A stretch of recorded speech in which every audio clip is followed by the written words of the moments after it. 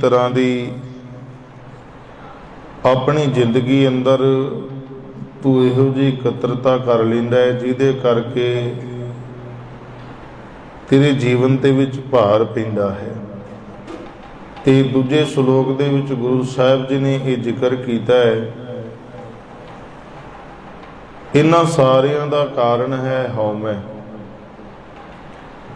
ये हौमै करके कई बारी हौमै यही बंधना फिर जोनी पाहे तो इहो जे बंधन दे विच बंध जांदा है कि बार बार इस संसार दा जगत दा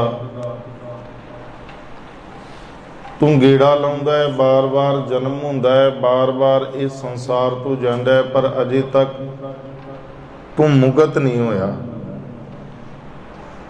ते गुरु साहिब जी इस अवस्था नूं समझावना कर रहे ने, जे किते तेरे अंदर भी कुछ इहो जिहा तैनूं नज़र आउंदा है, बंधना दे विच पै गया, जात हौमै गुमान इदां दा कोई कर लिया, तां गुरु साहिब जी ने जिहड़ी कल दे दिन आखिर दी पंक्ति बख्शिश कीती सी, हौमै कित्थों उपजै कित संजम इह जाए। ये हौमै पैदा कित्थों हुंदी है ते किहड़ा संजम किहड़ा निजम ढंग है जिहदे राही ये हौमै नूं असीं खत्म कर सकीए। मैं पहला आप जी नूं बेनती कीती है कि मनुख नूं जिहड़े 5 विकार ने ना, इन्हां नूं मनुख खत्म नहीं कर सकदा। जिन्हां नूं असीं पढ़दे हां काम क्रोध लोभ मोह अहंकार। अहंकार हुंदा है कुछ सानू प्राप्त हो गया ते उस प्राप्ति नूं लैके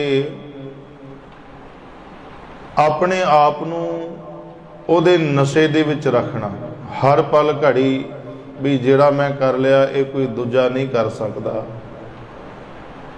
इत्थे गुरु साहिब जी ने जिक्र किया है कि हौमै हंकार इक्को वर्गे ने।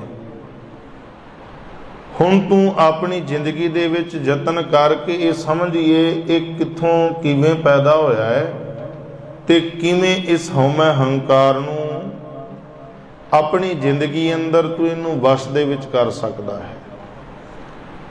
ते जदों गुरु साहिब जी ने यह जिक्र किया कि संजम इह जाए, नाल ही पंक्ति दर्ज कर दी है, हौमै एहो हुक्म है।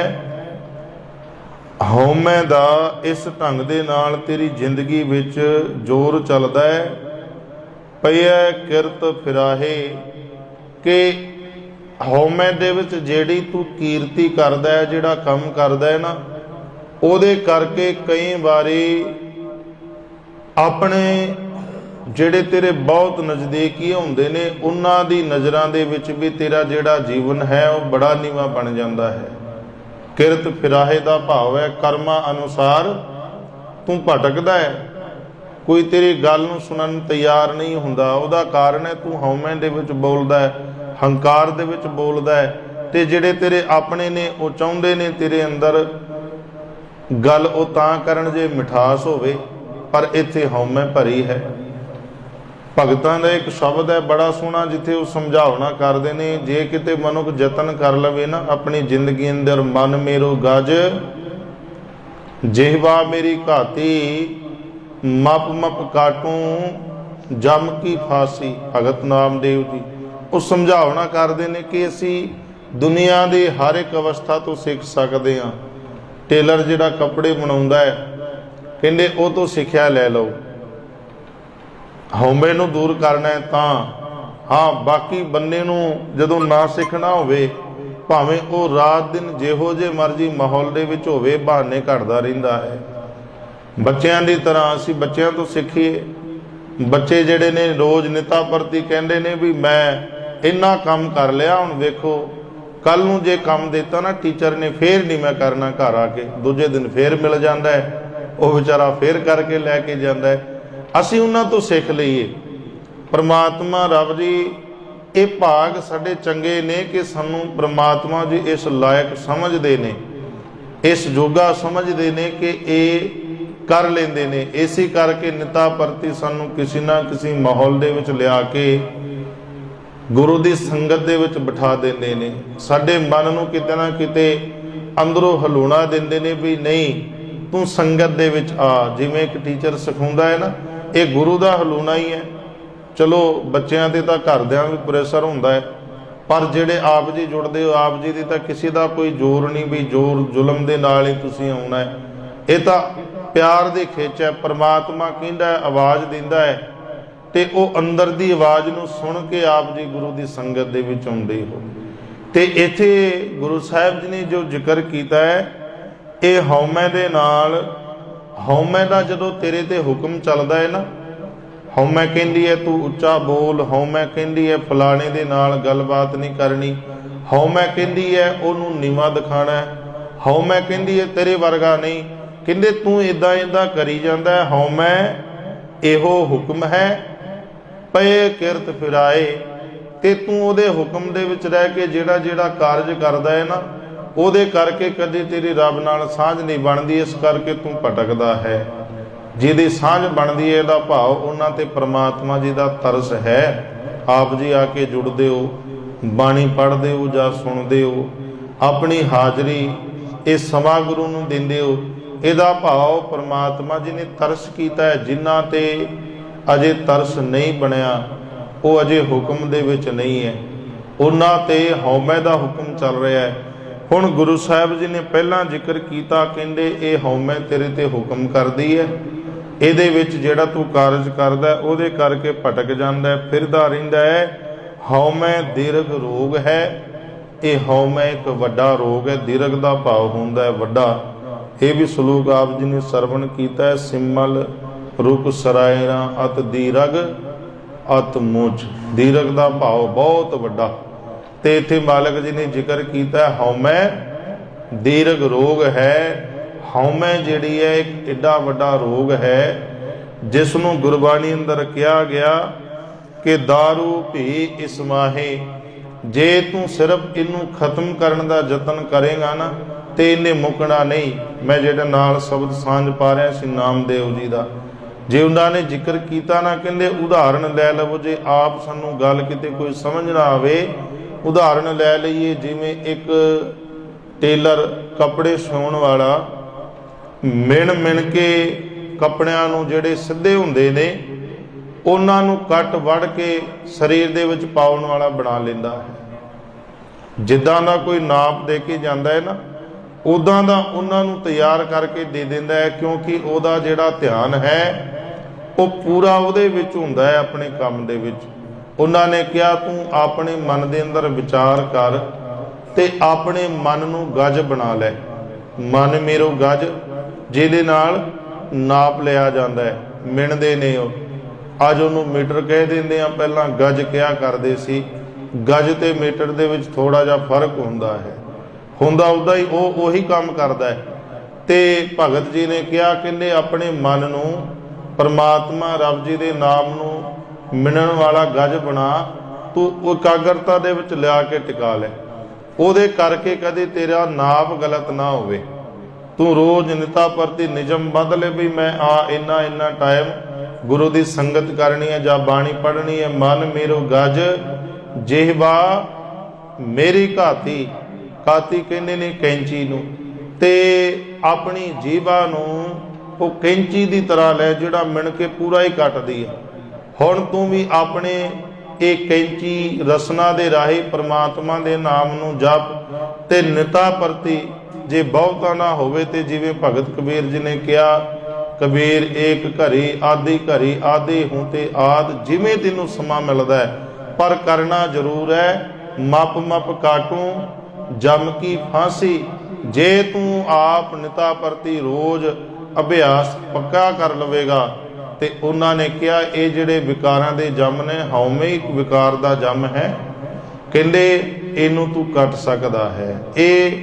ये दारू का इस रोग का इलाज है कि असी परमात्मा के नाम दे नाल अपनी पक्की सांझ बना लईए।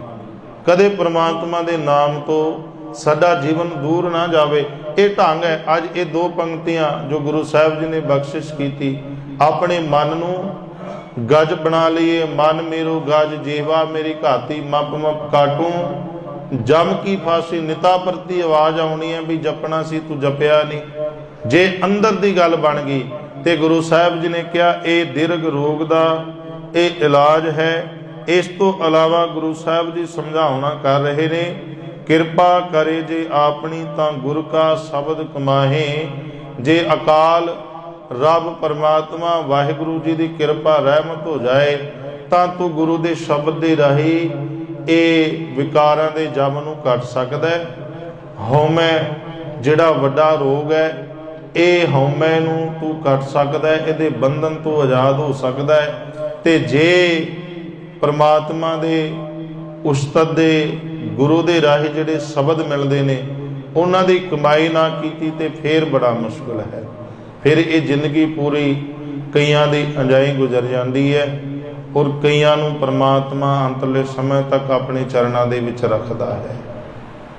मैं एक वीडियो देखी कल परसों, एक अरदासिया सिंह अरदास कर रहा, अरदास करदियां गुरु के चरणों दे विच जा विराजे।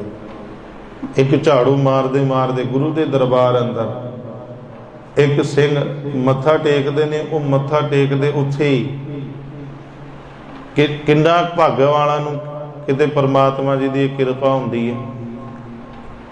घरों बंदा आया भी मत्था टेक के घर नूं आवांगे, अज फलाना कारज करांगे, किते होर जाके भी घटना वापर सकती है। पर आके गुरु नूं नमस्कार कीती, मत्था टेकिया ते शरीर उत्थे ढेरी हो गया, चरणों दे विच विराज गए, किते बाहर दी थां ते जाके नहीं।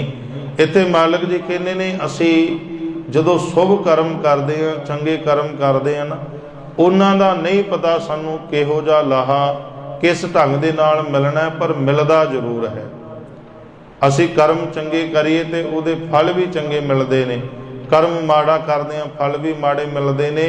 इस करके गुरु साहब जी ने जिक्र किया रोग वड्डा है पर इहदे विच ही इहदी दवा इहदी दारू छिपी है। वो ये है कि जे तेरे अंदर हौमै पैदा हो गई ना, तू गुरु के शब्द नूं समझण दा यतन करी। क्योंकि गुरु साहब जी ने जिक्र किया है किरपा करे जे अपनी, जे रब दी तेरे ते किरपा वरत जाए रहमत होवे तां गुर का शब्द कमाए। तू गुरु के शब्द दी कमाई दे विच लग सकदा है। हुण सानू नहीं जानकारी, पर गुरु साहब जी ने यह सानू समझावना कर दिता है कि गुरु के शब्द की कमाई करेगा तो हौमै दा रोग वश दे विच आ सकदा है। इस करके ये शब्द बख्शिश करन तो बाद नानक कहे सुनो जनो, ये समझावना कीता कि सारे ही परमात्मा नूं ध्यान वाले जी, ओदी रजा दे विच रहन वाले, हाजरी भरन वाले, सेवा करन वाले सारे इस गल नूं ध्यान दे नाल सुनो। इत संजम दुख जाए, इस निजम दे नाल तेरी जिंदगी अंदर ये हौमै दा रोग कटिया जा सकता है जां हौमै वस दे विच आ सकती है। ये संजम ये निजम है, क्योंकि गुरु साहब जी ने जिथों बख्शिश की सी हौमै कित्थों उपजा पैदा किवें होई, ये समझण दा यतन कीता। फिर नाल शब्द सीगा कित संजम यह जाए, एक किस ढंग किहड़े निजम दे नाल जा सकती है। तां गुरु साहब ने कहा जे रब की किरपा होवे तो गुरु शब्द दे नाल जुड़ जाए, इस शब्द दे विचों ये बरकत मिलती है। इत संजम, इस निजम दे नाल, इस संजम दे नाल दुख जाए, तू अपनी जिंदगी का यह हौमै का दुखड़ा कट सकदा है जिहदे विच तू कई विकार कमा रहा है। ये गुरु साहब जी इन्हां श्लोकां राही समझावना कर रहे ने। इन्नी बेनती अज प्रवान कर लैनी। सारियां दा धन्नवाद। कल दे दीवान अंदर ये मुबारक छंद दे श्लोकां तो बाद पौड़ी नूं समझण दा यतन करांगे। जिहदे दे विच गुरु साहिब जी ने छंद ते नाल श्लोकां दे भी जो विचार है उहनूं समझावना करना है। सेव कीती संतोखी जिन्नी सचो सच ध्याया। ये मुबारक पौड़ी नूं कल दे दीवान अंदर समझण दा यतन करांगे। सारियां दा धन्नवाद। बेअंत भुल्लां दी खिमा। सारे ही जी बख्शो सीस बुलाओ फतेह। वाहिगुरु जी का खालसा वाहिगुरु जी की फतेह।